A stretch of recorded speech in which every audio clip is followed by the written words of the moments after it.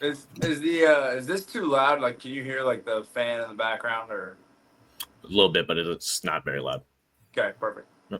All right, we are live. I'm just gonna make sure that's popping up on Twitter.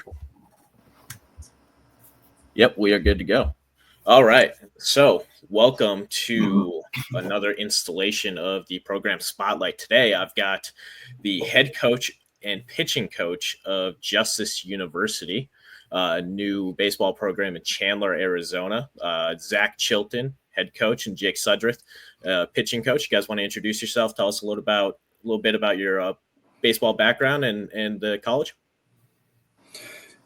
Yeah, so a lot of my background comes from the fact that I've always loved coaching. It's always been a passion of mine. Just, the other day I was talking to a parent and I'm running a just little lesson and just telling them like the look on a player's face when you can see those connections being made and them getting better is what really drives me to continue to come back and coach every day.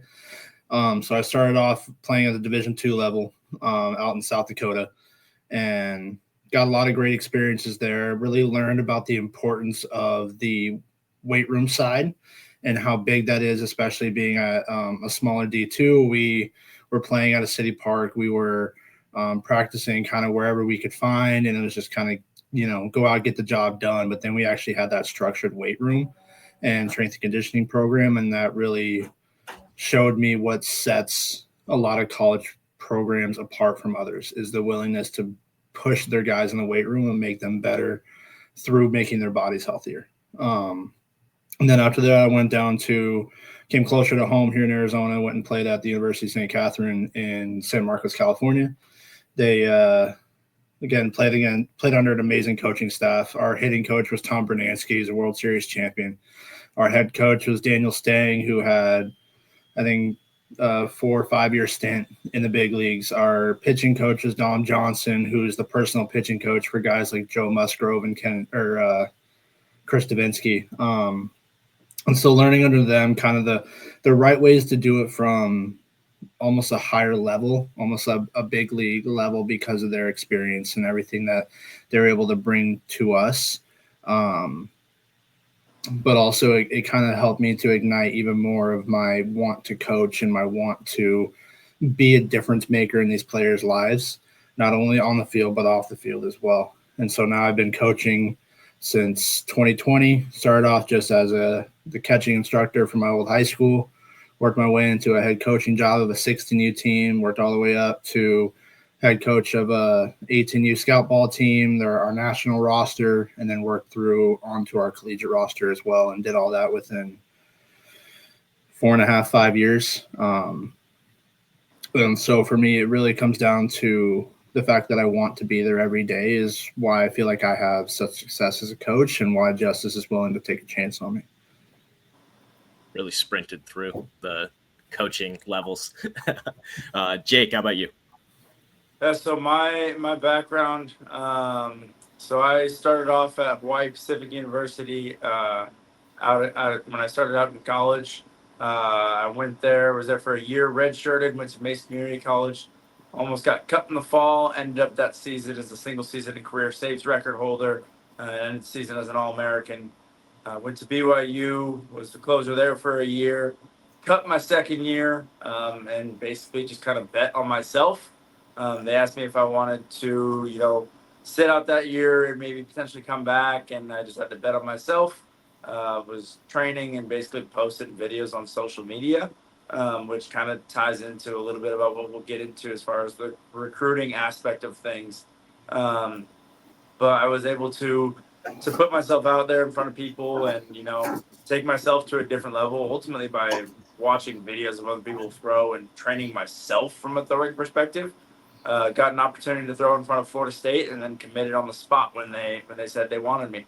So I was at Florida State, of course, the COVID year. So I was a Seminole for 17 games and ended up getting my master's degree from there. And then I grad transferred again because Florida State makes you take 12 credits as a grad student. So I, kind of fast tracked that program. Grad transferred again. Went to West Texas A&M. We were a top 10 Division II school in the country. started the regional championship game there, and then ultimately ended up playing in the Northwoods League after my second or third senior season, and ended up getting the opportunity to sign with the White Sox. I was working a 9 to 5, working customer support at TrackMan. Got my data online basically from another guy that I worked with, and put it out there and signed a professional contract with the White Sox. I played with the White Sox from 2021 in September through about August 22. Played about a month in the Pioneer League. Won the Pioneer League championship, and then when I got back, I had some very minor shoulder problems. I thought they were a lot more serious than they were, and ultimately at that time, ended up getting married and deciding, hey, with kind of what it looks like as far as what my career may be at the level that I'm at, I want to figure out something I can do to begin starting a family and settling in one spot.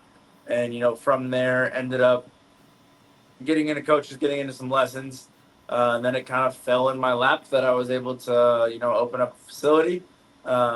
So March of 2022, I started my own company, PDP Athletics, and then September 2nd, 2023, and March 2023 is when I started the company. September 2nd is when we opened the facility. So I've been coaching now. At any given time, I have 60 to 80, maybe 100 athletes. I've got the number 1 and number 2 2028s in the state. One of them started 91, the other one's touching 93, and they just finished their freshman year of high school. The one that's touching 93 was 78 to 80 a year and a half ago when I got them. I've built guys that are now, that have won the perfect game pitcher of the year. Got a handful of pro guys that I've worked with as well. So, got a relatively big group of guys. I got the opportunity to, kind of get with Coach Chilton. We talked about training the guys anyways. And he said, hey, I need a pitching coach. And I was like, well, turns out that's what I do on a daily basis. So, yeah, if they're all already coming here anyways, it just works out. So, just so I got this straight, you went D2 to JUCO to mid-major BYU to Power 5 powerhouse Florida State, back to D2 to signed by the White Sox. Yep. That is an incredible path to the pros, and it should be noted for everyone out there. You do not have to go to Florida State. You do not have to go to a Power 5 school. The path is different for everyone, and if you really truly want to make $1,500 a month playing professional baseball in some league somewhere, you can absolutely do that. And Jake he's a testament to that. His path was not everyone else's path, even though he did have a stop at Florida State. And I won't hold that against him. So let's just jump into the recruiting side. So that's as a new baseball program here in Arizona, you don't have the reputation, but you do have the player pool, right? Arizona is a hotbed for high school baseball players. So what has been your recruiting philosophy? What's been the type of players that you guys have been looking for? And Zach, I'll start with you, just overall encompassing the program. Yeah, so for me, it really comes down to the want to be a part of our program, because a lot of players, a lot of coaches just in the past, you hear, oh, it's a first-year program. They're just trying to get their foot in the door, get your toe wet, see how it goes. But I think the guys that we've been recruiting so far are the guys that are like, no, hey, I'm here to help put justice on the map. Like, I am here for not only to help build a program, but to help put the school on the map. So our school just opened in 2021. And so 2025, 2026 here will be our first year with baseball. And so it's also trying to find those people who are willing to, it's tough nowadays with the transfer portal being so popular, but find those guys that are loyal to our program and also find those guys who are very impactful to our program. So maybe finding some of those borderline guys that are, on the pitcher side that might be 88 to maybe touching 90. And then I can get them in with Jake where they become 92, 93 and are real impact guys. And then we can bring in those freshmen as well that really just want to play ball and want to become the best type of player they can be. And so for me, it really started with going after a freshman class. That's where I started, was going after 2025s and establishing a group of guys who are able to help us build this culture in the long run and who are able to help us really establish Justice University as a competitive baseball program and a competitive school overall. And then from there, once I filled up, I think I recruited 10 to 15 freshmen this first year. And then from there, it's trying to find the junior college guys, the transfer guys, the portal guys who are really looking for a player development first program. Because as we'll get into a little bit later, we're not here just to take part. We're not here just to be another program to give guys 4 years to play at and to end their career. We're here to make a difference in players' lives and be either the 4-year school they can come to and build these stats and really send them out and see if maybe we can find a path like what Jake did, where he's kind of maybe coming out of the coolest schools or whatever, and all of a sudden you have a pro contract on your belt. And so it's also trying to so it's a hard mixture being a first-year program, trying to find guys who are, one, going to help you build the culture, but also find the guys that are immediate impact guys that are going to help us win a lot of games in the first year. Yeah, the culture piece for a new program is huge. Like what I've noticed talking to some other coaches and trying to get them on, and talking to Jamori Cunningham at Johnson and Wales when he was on, it's really about bringing in the right guys in that first couple of recruiting classes that are the freshmen. The incoming class is huge for establishing that culture and really bringing out the best in the future of the program. Jake, looking at the pitching side, I was a pitcher as well. You're a pitcher. You played pro ball. So what qualities are you looking for from a pitching standpoint?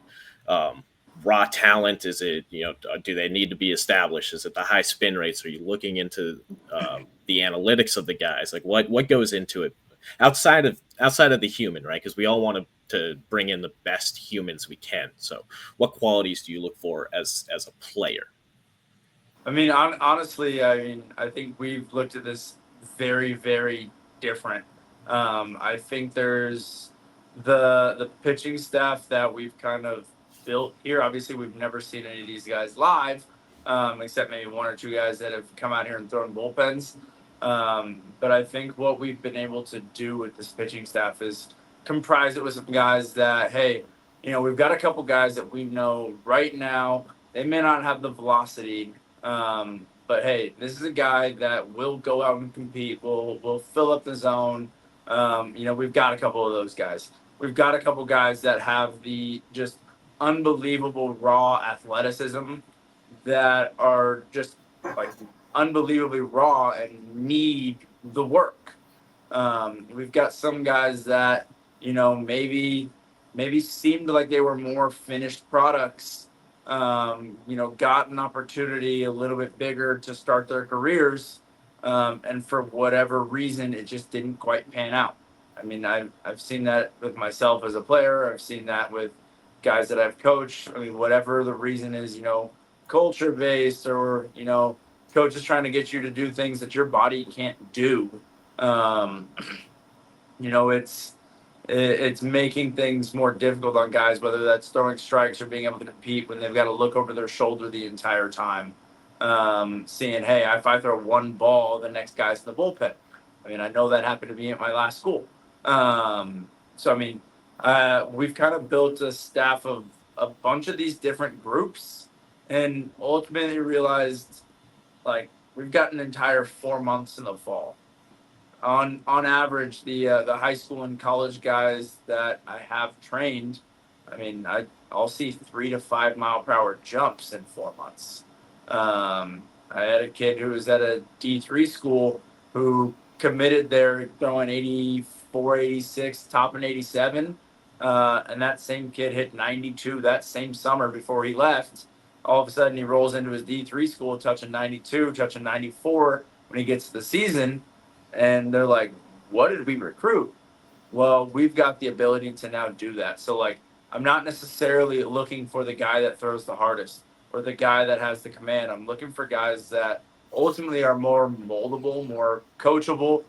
Maybe it looks like they struggle with one thing, or maybe they already compete, and we know, hey, I can throw this guy out there right now and eat up a couple innings, but we've got 4 months to get him a little bit more athletic to try to get him throwing harder. Hey, we've got this guy that's, a little bit more of a project, but I think if we clean up these couple things and how he moves, we give him the opportunity to become repeatable and, kind of establish. Maybe he was in the wrong role before. Maybe he was in the right role. He just didn't have the correct preparation or the correct preparation time. So ultimately, it gives us the ability to adapt and look at things in a different light for these guys, and kind of help turn around some guys that haven't had the best starts, revitalize some guys that maybe had the right start and then kind of tilted off a little bit, and then build up the guys that are going to be the late bloomer. Yeah. So you talked a lot about tapping into untouched potential. There's a lot of it is just seeing. We lost Jake here, but he'll be back. A lot of it's seeing seeing how they move and being able to visualize what they could be based on that. Couple of corrections here, a couple of corrections here. When you're looking at a guy and you're seeing that untapped potential and you're trying to help him visualize what he could be by coming to you, to your school and coaching or learning under your tutelage, Zach, what does that look like as you're trying to pitch that player on the potential? Like, how is that recruiting pitch? Because you are a new program and you don't have that as a program, but you have that in your personal success. So for me, I think a big part of our recruiting has come down to the fact that we have a younger coaching staff. So it's a staff that's directly out of the current game of baseball, which is, completely different than it was 5 years ago. And so, especially with the portal, especially with the development side, and, you see a lot of college coaches nowadays where they're like, no, we're just going to go recruit. We're going to go recruit our teams. Player development is dead. It's all about just recruiting because the NIL money and the transfer portals and X, Y, and Z, right? For us, we're pitching these kids like, hey, yeah, it could be that, but what we can do for you is bring you in with this wonderful partnership that we've established with Jake and his facility, is pitching them on, hey, come see what we have to offer. Here's what we can do for you. Here's all the testing, all the metrics that we're going to get for you. And we're going to be able to then deep dive into every single little piece of who you are as a player, whether that's on the mental side or that's on the physical side. And so, yeah, you have that pulled up there to kind of help with establish what PDP has to offer, but also on the coaching side for me is I also preach the mental side of the game, which a lot of people struggle with. And so it's telling guys like, hey, we have the ability not only to turn you into a physical specimen of a baseball player, but we also have every Friday we're going to be holding mental game classes where I'm sitting down with our team going over how to breathe properly, how to calm down in certain situations, how to hype ourselves up in certain situations, how to think through counts with pitchers, how to sequence properly with catchers, how to call pitches, how to do that kind of stuff where that's not really taught. It's just a lot of, especially at our level, a lot of coaches are just like, we don't have time to do that. Like, we need to move on. But for us, we're making that time because that's the big difference maker. And so showing these kids like, hey, not only is PDP availability, the mental side's availability, but also on the school end, I mean, we're private four-year university, and we're only between 11 to 16,000 a year, depending if you live on campus or not. And so it's not only are we preaching the baseball side well, but the school side is also helping us a lot to be able to get some of these players on board because it's a private 4 year that's under 15,000 a year. Yeah, and that's rare. There's a lot of things that you said there that are not common in coaching anymore. Number one thing that bothers me the most is when I see a pitching coach or a head coach calling pitches from the dugout. I, God, I hate it because that what that tells me is that you don't actually trust your catcher and you didn't put the time in the fall to actually coach your catcher and your pitchers on how to call a game, on how to see some tells in the swing, on how to, you know, in the fifth inning, remember what you did in the second inning against the same batter that works, so you can use it again or play off of it. And there's so many things that go into coaching a catcher, and with it being the most important position on the field, you would think that more coaches would spend more time doing that.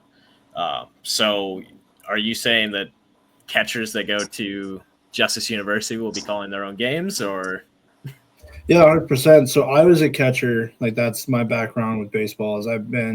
I call myself a CO instead of a PO. I've been a CO since I was about 12, 13 years old. I've been calling my own games since I was about 13 or 14.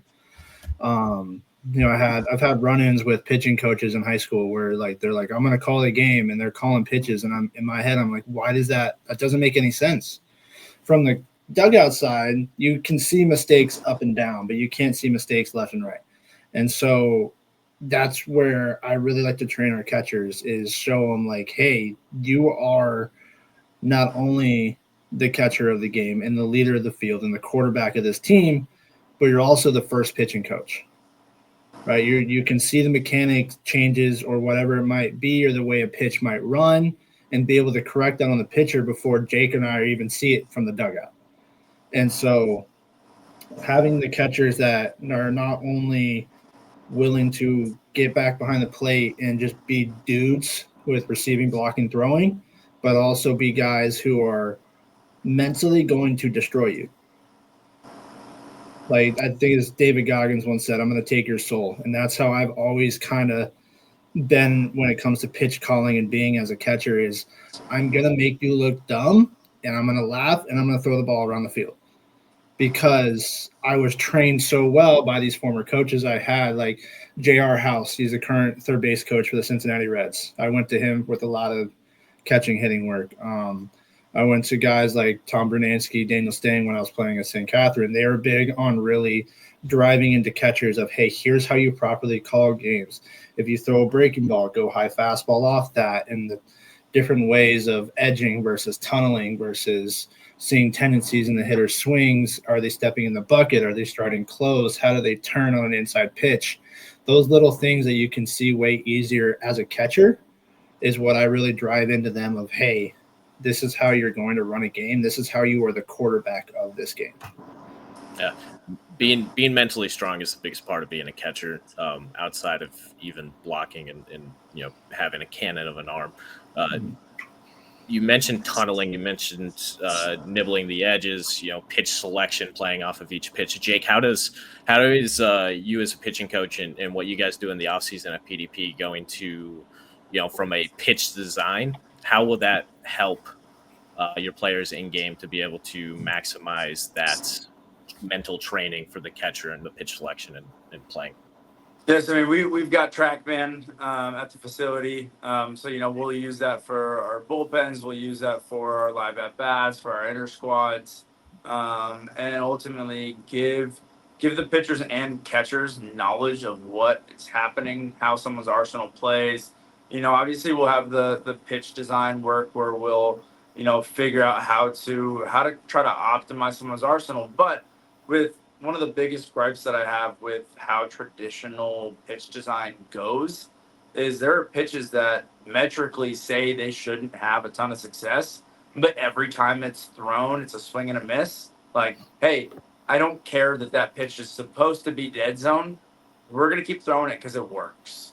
So that's where you don't want to put the cart before the horse. You don't want to put the metrics above the performance. Because ultimately that performance is like the best indicator of in-game success is not spin rate. It's in-game success.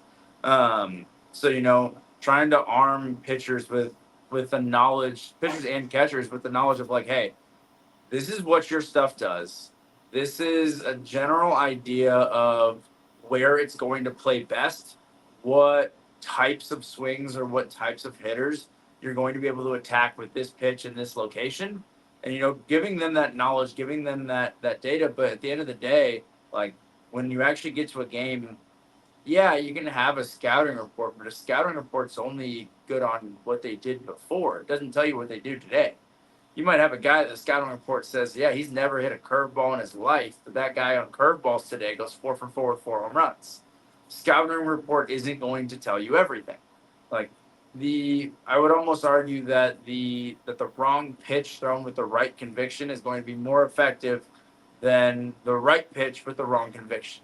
So I mean, ultimately, it's about giving our guys the confidence in their arsenal and confidence in, hey, I know how to execute this pitch, and if I go out and execute this pitch, it really doesn't matter entirely what the scouting report says. We're still going to be able to have success more times than not. So ultimately, it's going to be meetings between Zack, myself, and the pitcher catcher, and telling them about their data, telling them, hey, this is what your pitch does, this is how it's going to play best.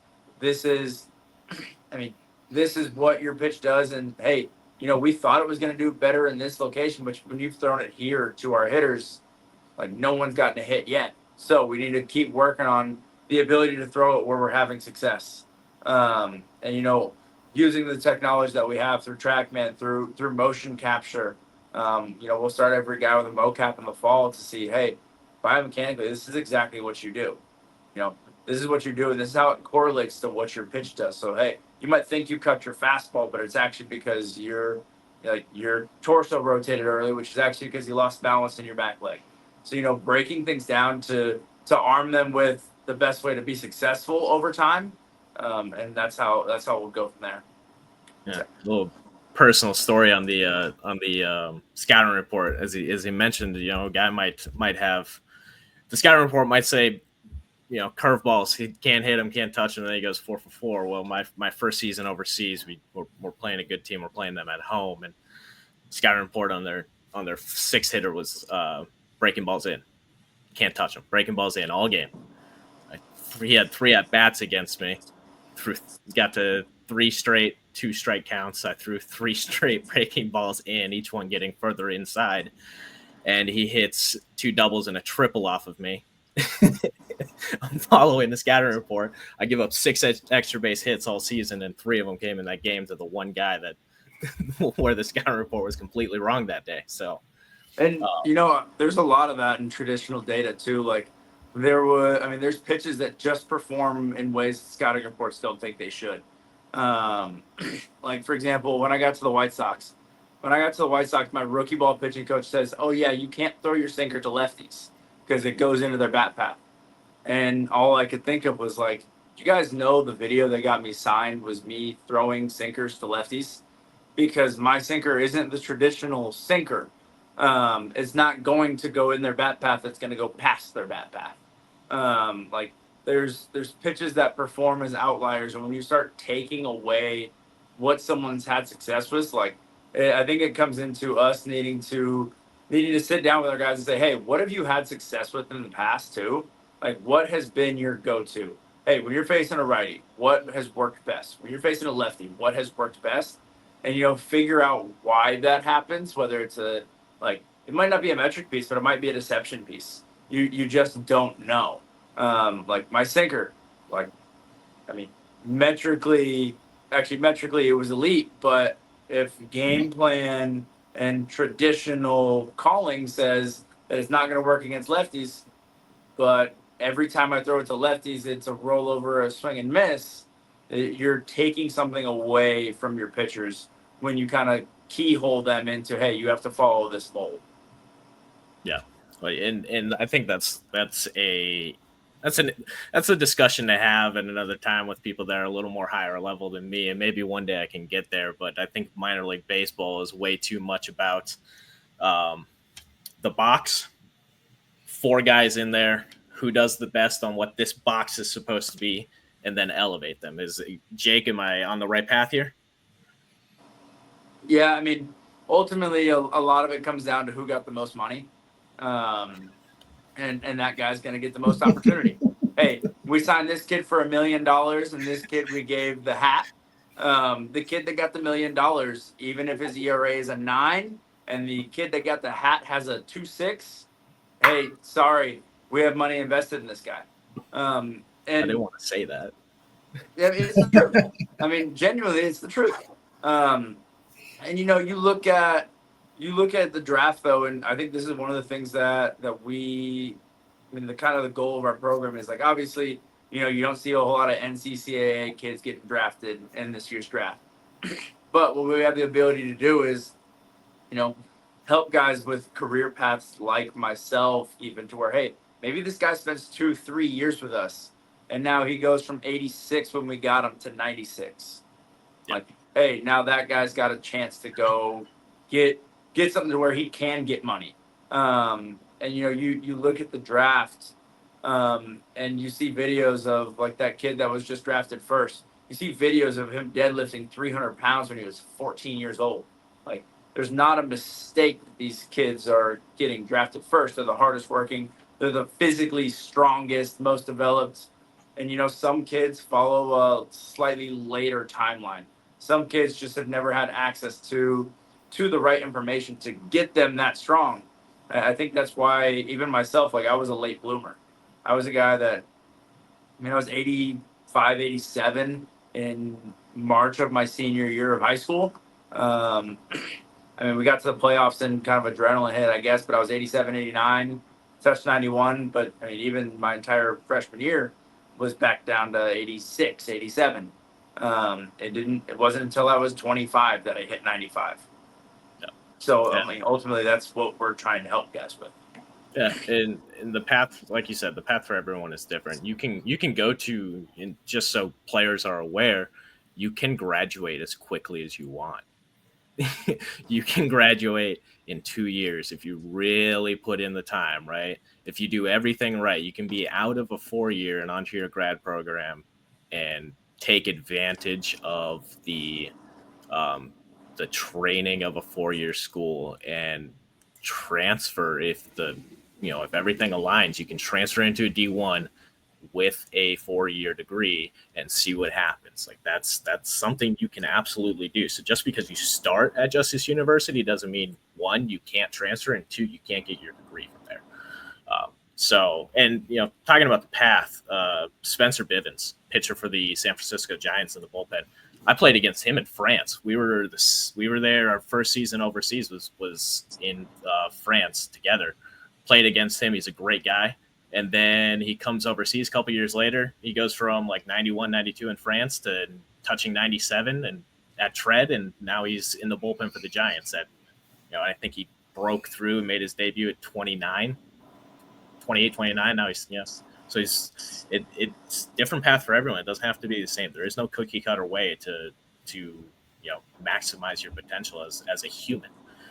So Zach, I don't want to focus too much on the player development, because there is a school side, there is an academic side to go into Justice University, and I think the administration there would also say that kids graduated from Justice is the most important part. So talk about the campus. Let's hear what the school's all about. What's the culture of the school? What's the academic specialty of the school? Yeah, so our school is kind of cool, the background and how it started. So our president, he's kind of following in his dad's footsteps with building a college. So his dad started the ABCs, the African Bible colleges out in Malawi, Liberia, Africa, as well as a couple other areas surrounding that area. But he really wanted to. He's a pastor first, so he's also the head pastor of our church that Justice University is under. It's called the Grove. So basically, he started the Grove, I think it was like 30 years ago. And it started actually in a high school gymnasium that's local to us here. And then he was able to move in, get some land, and start to slowly expand. So then he ends up with all of this land for the Grove, for the church, where he's got all the buildings and everything that's for, the youth ministries on Sundays, or maybe they have the youth camps during summer, during the week, stuff like that. And he realized, like, hey, I have all this land, I have this property, I have this vision, I'm going to get going. So in 2019 is when Justice was established, but obviously with COVID and everything, we didn't open the doors till 21.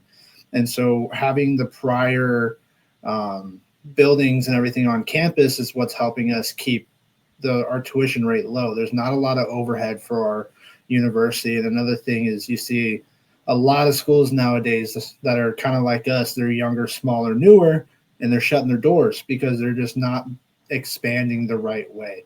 And so with us, our president is huge. His name is Palmer Chinchen. He's huge on having no debt. So everything that's on campus with us is paid outright.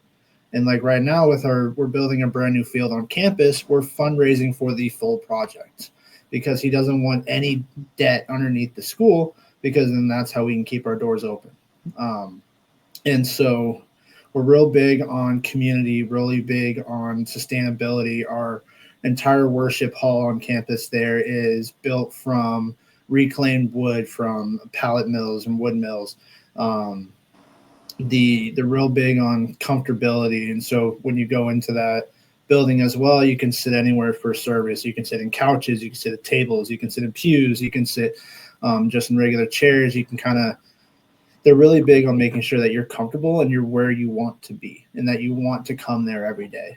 And so on the school end, they really translated that well. And so it comes down to the professors. And, again, us being newer, our professors aren't making what, Arizona State's, U of A's, San Diego State's, those kind of professors are making. So they're there truly because they love what they do and they love to educate the next generation.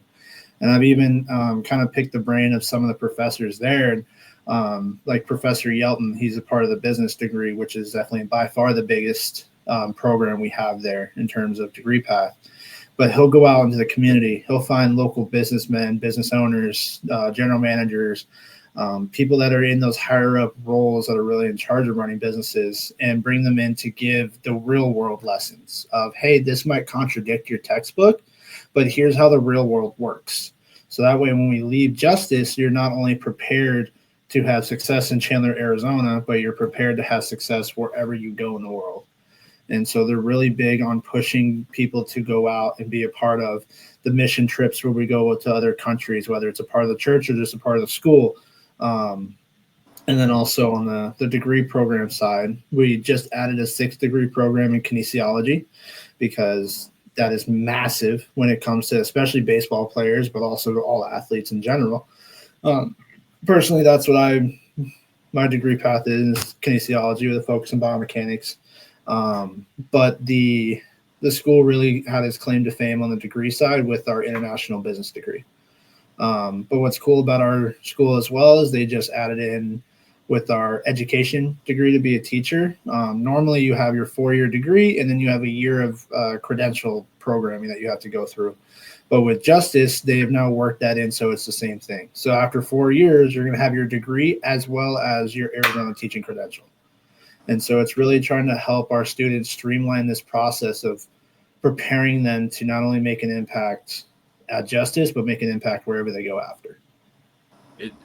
Affordability seems to be the key thing there that you're talking about with a 4-year school. And I want to highlight this. I don't know if it's going to come through. $2,500 a semester to live on campus at a 4-year private institution. And it looks like their housing facilities are very nice. That price tag is cheaper than my junior college that I went to. So affordability and streamlining the education process is huge. And I think a lot more colleges are starting to figure that piece out, that, we can't keep sending 22-year-olds into the real world with $80,000 in debt. So it's just not sustainable. And so Justice University is what portion of their credits are online? Will your players be able to I know a couple of other colleges that I've had on, a lot of their classes are also available online as well. So they'll have, most of their players will be, on campus in class for maybe 2 of their 6. Is that similar for Justice, or is it mostly going to be on campus? No, most of the classes will be in person on campus. And I think that benefits the students more because they're able to actually sit there with the professor and ask questions, or stay after class and ask questions, because right now our student teacher ratio is about a 12-1. And so they're really going to be able to have that one-on-one, be able to, hey, I need extra tutoring after class, or I need something else. And, they're really able to take advantage of everything that our school has to offer. And then as well on the dorm side, it's cool how we're set up, because it's not your stereotypical dorm hall where you have 35 bedrooms, 2 people to a room, 3 toilets, 1 washing machine. Like, our dorms are set up as houses, and so each sport has their own house. For baseball, we have 6-bedroom house, 2 people to a room. Each house has its own kitchen, its own laundry room, the ability to cook for yourself, and do laundry where you're only fighting with 11 guys who are your teammates, versus with 70 people that you might only talk to because you're asking if you can use a washing machine after them. And so for that end, it's also making sure you have this feel of family and community and closeness in the school. So, Justice University this season, and when will the construction will begin? It looks like for the baseball field on campus in 2026. So, are you guys expecting that to be ready for the 27th season? And where will you be playing your home games this season and possibly next season? So, from what every time I've sat down with our president or higher ups or AD, they're actually breaking ground here in a couple weeks. August. They're right now in that area that you see on the map. There's a community garden in that area with the church, and so they've given them until August 1st to get everything cleared out, and then we'll start breaking ground on the field. And the president is confident that it'll be ready by 26, not starting in 26. And so he's confident mid-January it'll be playable. And right now we have our home opener set for that January 31st, February 1st weekend. This coming season, year 1 of the program, is going to be on. Wow. Okay. That's so far, yes. But if we have to move, we have some other options that we're talking to, especially because fall, we're going to be off campus because the field won't be there for fall. right. And so just kind of utilizing those connections that we're making for fall ball. If we need to find a field for spring, we'll have the ability to do so. So where in relation to the campus is PDP athletics, and how will that is it going to be an easy transportation to and from? Because I know living here, I live in Scottsdale, Arizona, and Okay. traffic is awful. I hate it.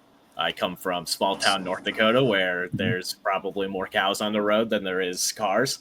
So how is that from a player standpoint, getting to and from the training facility?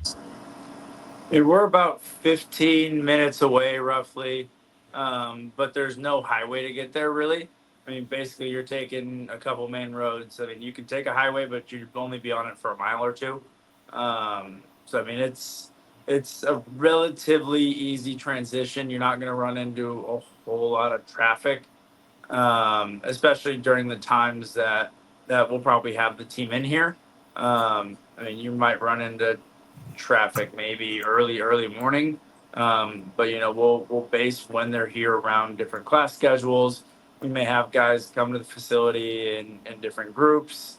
Ultimately, it's going to come down to whatever works best for us and the team. So for anybody that doesn't know, 15 minutes for Arizona driving is just a couple of miles. So it's not very far. It's basically up the street if you talk to anybody from this area. So I know, talking to Zack when we were setting this up, he mentioned that you're like the only pitching coach that is certified in Square One. Can you talk about that? Because I don't know anything about that. I am not educated. Yeah, so there's another one that's going to be the pitching coach over at Flynn Community College, who won the national championship 2 years ago. But as of right now, it is only me, and I'm the only one in Arizona certified in Square One. So it's essentially a motor control restoration system that essentially optimizes how you use your nervous system or how your nervous system works. So anything you've ever done, seen, touched, heard, tasted, felt, thought about, um, your nervous system's either going to take in that information and know exactly what to do with it, or it's going to take in that information and it's disorganized. It doesn't know what to do with it, and when our nervous system doesn't know what to do with with information, well, we basically enter a state of fight or flight. So we have our sympathetic and parasympathetic nervous systems. Sympathetic is fight or flight, parasympathetic is relaxed. When we have that fight or flight kind of mechanism where we don't know what to do with something, like our body goes into a state of panic and essentially builds up a compensation that doesn't allow us to do what we tried to do or planned to do initially. Over time, like these layers of compensations, they add up, they build up. So that sprained ankle that you had in 2016, like the tissue may have been healed, but your body built up compensations in how you walked on it afterwards, that now your right shoulder hurts because when your left foot went to hit the ground, you had compensations that went up through your nervous system, and now that pain is manifesting itself somewhere else. But there's nothing structurally wrong in that area. So, I mean, for example, hey, you had surgery 2 years ago. We know with 100% certainty that the tissue is 100% healed. The only reason you would still feel pain is a nervous system issue. It's a sensory issue. So when we have these sensory issues, basically we can think about it as being like the software to the body. When we have a bug in the software, the hardware is not going to work properly. Like the muscles, the tissue aren't going to work properly. We're going to have pain. We're not going to have mobility. We may lack balance. And these are essentially compensations to how different things are improperly working in like that feedback loop of the nervous system. So what square one is it's the ability to decipher what those triggers are and essentially, fill the gaps in the sensory feedback loop, fill the gaps in the nervous system that say, hey, I touched this can. I touched this can, right? Well, if I don't know if my nervous system knows what to do with this can or what this can is, I may be building up those compensations. Well, if I can now say, hey, okay, I can touch this can, and now I can test to see if that can was a trigger to my nervous system, I can now essentially have an intervention to clear that, for lack of a better term, and kind of reset the nervous system to that. So now the can is a very not so extreme example, but let's say we do a motion capture on somebody and we see that, maybe they really struggle getting into some sort of hip hinge, or it's just really, really tight and then they end up being really pushy. They can't really rotate from their hips. Well, essentially, I have the ability to go in and figure out what's stopping that, and kind of manipulate the nervous system into accepting that. So we can go in and teach it, hey, like the action of coiling or hinging or whatever it may be. Right now, your nervous system thinks of that as a threat. We can go in there and basically say, hey, nothing's wrong. Nothing's hurt with the tissue. Like, you don't need to think of this as a threat. And when you do that, you can create changes in the motor control. You can create changes in mechanics. Instead of waiting 2.5 months, we can do it in 2.5 minutes. Instead of waiting, hey, you sprained your ankle, but no ligament, no tendon is torn or even severely injured. Instead of 2 to 3 weeks out, you might be out for an hour, maybe 2 days tops. I had a pitcher fly into me with bone spurs in his elbow. Now, it's not going to fix structural things like bone spurs, broken bones, tears. Kid has had pain for 3 years. His pain was gone in an hour. I had a kid that came in who thought his labrum was torn. Mind you, this kid has no idea what a labrum is. He was a high school kid. He's like, yeah, I got an MRI scheduled for 5 days from now. And this kid essentially comes in, we do a bunch. We unlock like 20 to 30 degrees of internal rotation at the shoulder, which is absolutely massive. This kid's had pain since I want to say it was like April, and it was early June when I worked with him. And afterwards he makes a video, and at one point he makes a throw, and he's like, yeah, I feel absolutely nothing. Like that feels perfectly fine. I was like, do you still feel like you need your MRI? He goes, no, no shot. Well, like he still ended up getting the MRI just because his parents wanted to be cautious with him. Um, Turns out that kid had a torn labrum, but we still 100% removed the pain. So if we can 100% remove the pain from a torn labrum, hey, that tweaked hamstring that would have kept you out for a week or two, we can get you back on the field 2 or 3 innings later. Hey, you won't even miss a game. So it gives us the opportunity to keep our guys healthier longer by giving them more robust nervous systems. It also aids in the speed of like that skill acquisition. Um, and one of the fun little things that we can do is we can improve eye tracking. So we take a hitter that for whatever reason when he tries to track the ball going left to right, his eyes kind of jump. So like eyes will be tracking it smooth and then they jump. Well, when the eyes jump, you're losing the ball for that, and you're kind of guessing where it goes to and trying to pick it back up. Well, if we can go in and kind of close that sensory loop or you know reset the eyes to being able to track it, well, now pitches start looking slower because we know where they're at the whole time. I had a 10-year-old kid who was like deathly afraid of the ball, would step out every single time. Well, I took it as an opportunity to say, hey, maybe the only reason he's scared is because his eyes lose track of the ball. Um, and, he doesn't know what to do with that information. And that's what's causing some of the anxiety. Like it's that uncertainty of what's going to happen.